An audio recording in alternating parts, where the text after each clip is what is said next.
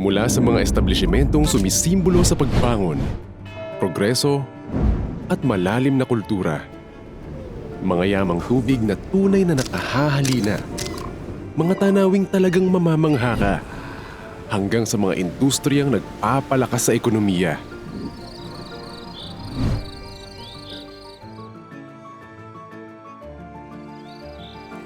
Lahat ng yan, atin ang matutunghayan.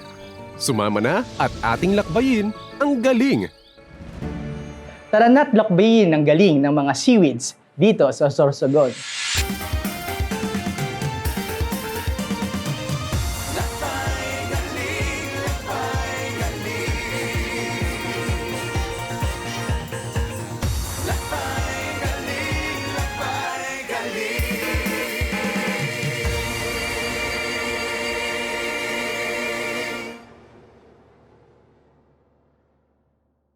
This program is in support of Galing Picard initiatives nationwide. Malinamnam, malutong, masarap ipares sa maraming klase ng pagkain, lalo na habang may pinapanood. Gusto o mas kilala bilang seaweeds. Malamang ay nakikita at natitikman lang natin ito bilang lahok sa paborito nating pagkain. O di kaya naman ay parang gulay na bagay sa maraming klase ng ulam. Pero alam nyo ba, na bukod sa pagkain, may mas makabuluhan palang kwento ang mga seaweeds na ito? Narito naman tayo ngayon sa Sorsogon, isa sa mga lugar sa Bicol Region na may natural na ganda at sagana sa likas na yaman. Pero, hindi lang yan ang maipagmamalaki ng mga Sorsoganon. Dito rin pinapalawak at pinapatatag ang umuusbong na industriya ng seaweed, gayon na rin ang mga produktong mula rito. Ako si Richard Dumilag. Ako yung project leader ng Project Edges.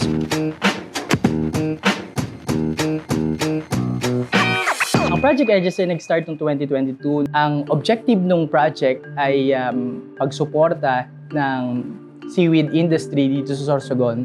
So little do people know that here in Sorsogon, you could find the largest collection of seaweed diversity. And also, most of the people here na nasa coastal barangay, ang kanilang source of livelihood ay ang seaweed farming. Also, historically, ang background ng Sorsogon, isa ang nag-pioneer or unang nagtanim ng seaweeds dito sa buong Bicol region ay ang mga Sorsoganon. Kaya naman hanggang ngayon, buhay pa rin ang pagtatanim ng seaweed dito sa aming probinsya. Layunin ng proyektong Enhancing the Development and Growth of Seaweed-Based Enterprises in Sorsogon o Project EDGES na patatagin pa ang mga seaweed-based enterprises sa probinsya ng Sorsogon. Nais nitong iugnay ang mga seaweed farmers sa mas malawak pang merkado para sa mas malaking kita. Mula sa assessment ng kalagayan ng mga ito hanggang sa pagbibigay ng mga potensyal na solusyon na makakatulong sa kanilang kabuhayan.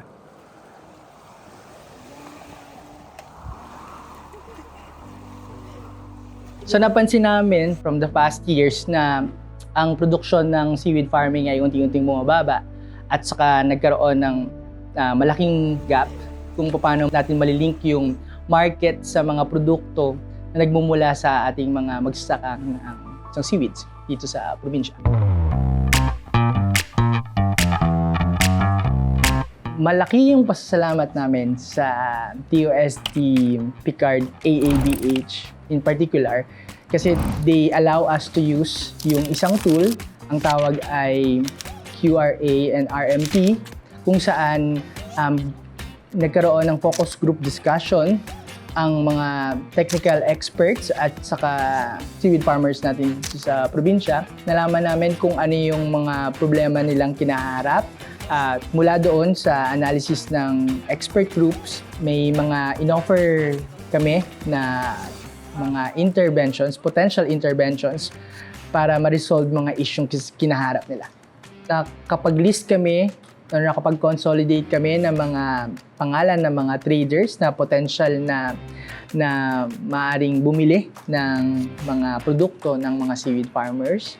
Also, nakapag-draft kami ng mechanical seaweed dryer na potential na makatulong para mapabilis yung pagpapatuyo ng mga seaweeds sa aming probinsya. So isa sa mga ginawa ng Project Edges ay nag-introduce kami ng bagong cultivars mula sa Palawan.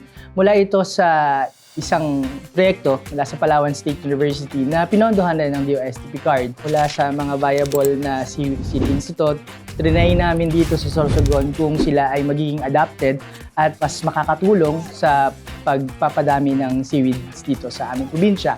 At napansin namin na ang pagtubo ng mga seaweed cultivar mula sa Palawan ay kakaiba mula sa traditional na tinatanim dito sa Sorsogon. Napansin namin na mas mabigat sila, mas mabilis tumubo, at dahil doon, mas marami ang naging production ng seaweeds dito sa aming probinsya.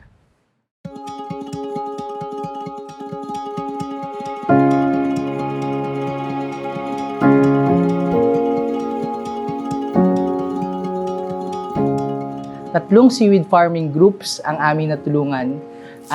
Sila ay mula sa Prieto Diaz, sa Gubat at sa Sorsogon City, Bacolod. Okay. Iba't ibang reason kung bakit namin sila napili.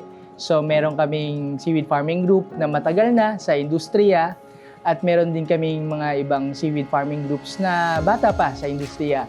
Kaya naman minabuti namin na pumili ng dalawang kalagayan para may potential na maituro yung mga best practices ng mga dati na established na seaweed farming groups dun sa mga nag-uumpisa pa.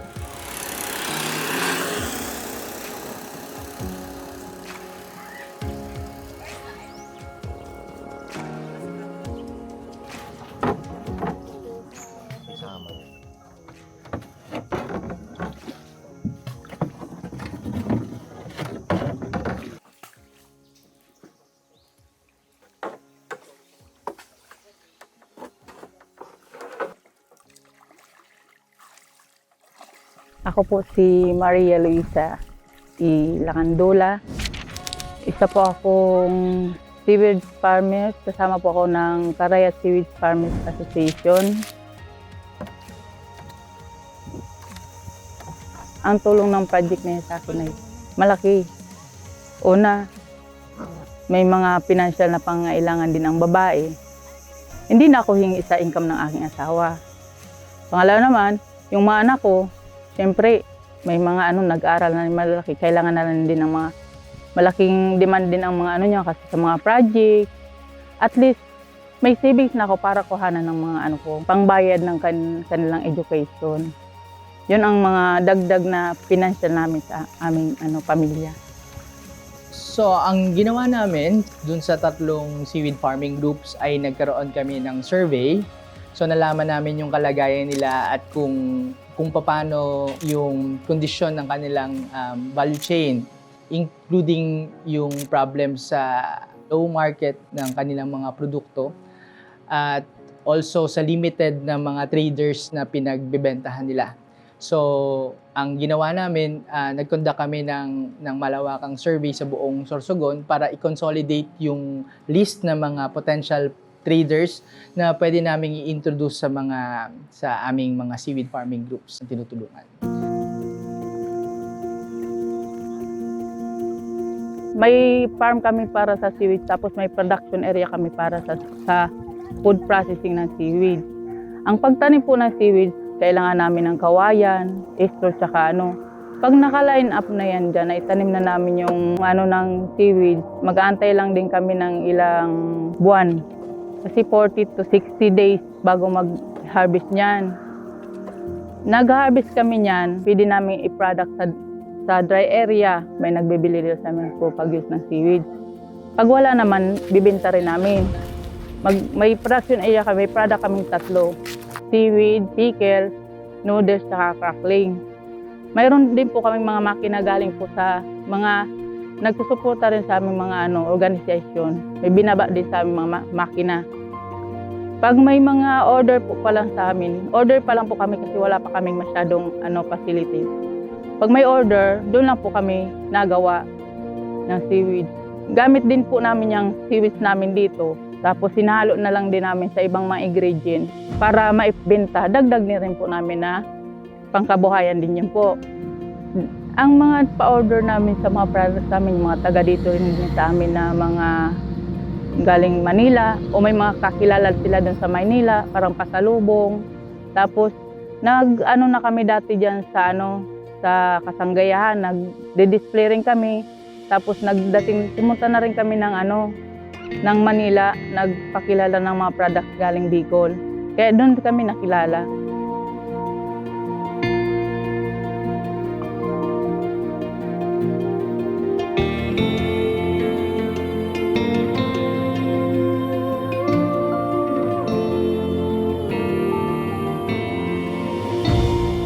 Ang edge ng Project Edges ay mga potential na interventions na aming inoffer sa mga seaweed farmers ay base sa mas malalim na karanasan at eksperyensya ng mga experts sa seaweed farming. So, gumamit kami ng science-based information para ma-integrate yung mga interventions na maibibigay natin sa mga seaweed farmers. Sa Project Edges, gumamit kami ng GIS-based technology. So, mula dito, mas mabilis naming ma-estimate yung production ng isang lugar base sa aerial images. So, dahil dito, mas malalaman ng mga seaweed farms kung most suitable ba yung area na pinagtatanaman nila or kung may iba pang potential para ma-extend yung kanilang pagtatanim. Sa tulong nga ng teknolohiya at mas malalim na pananaliksik, hindi lang kaalaman ang ating naibahagi sa ating mga kababayan. Tulad na lang ng mga seaweed farmers sa Sorsogon na nabigyan ng pagkakataon para magkaroon ng mas malawak na oportunidad para kumita.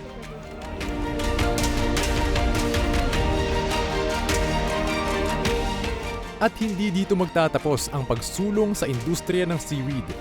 Dahil sa patuloy na pagtutulungan ng mga ahensya katulad ng Sorsogon State University at DOST Picard, mas marami pang seaweed-based enterprises ang masusuportahan. Ang gusto namin na magkaroon kami ng yung seaweeds namin, maiano namin sa mataas na demand para maibenta namin ng mataas. Tapos, pag nilang malaki ang kita ng mga seaweed farmers, syempre yung ibang mga tao dyan, sasama na rin sila kasi hindi na sila bibili ng kasi may mga non-government saka government na nagbibigay sa amin ng suporta sa mga materials. At least sila na malaki pala ang kita nito.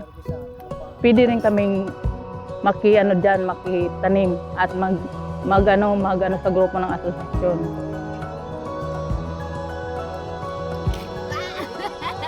So, potentially, ni-envision ng project na kung ano man yung simulan ng project, maging model siya sa buong Bicol region. If not Bicol region, buong Pilipinas. So, we envision to continue what we have started and mas strengthen pa yung linkages between the farmers and the market to secure their livelihoods.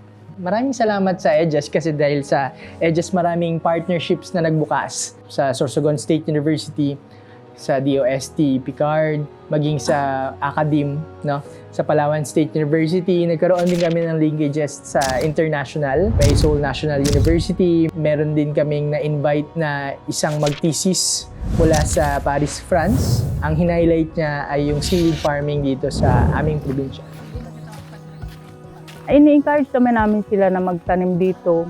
Yung iba kasi minsan sabi na naingganyo nila pag nakita nilang may produkto kami malaki. Nagtatanong sila, gusto mo yung trabaho dito? Pwede ka rin magdagdag extra income ba? At least, sa ilang buwan na yan, may sarili ka na rin ding income. Yan ay savings mo na rin.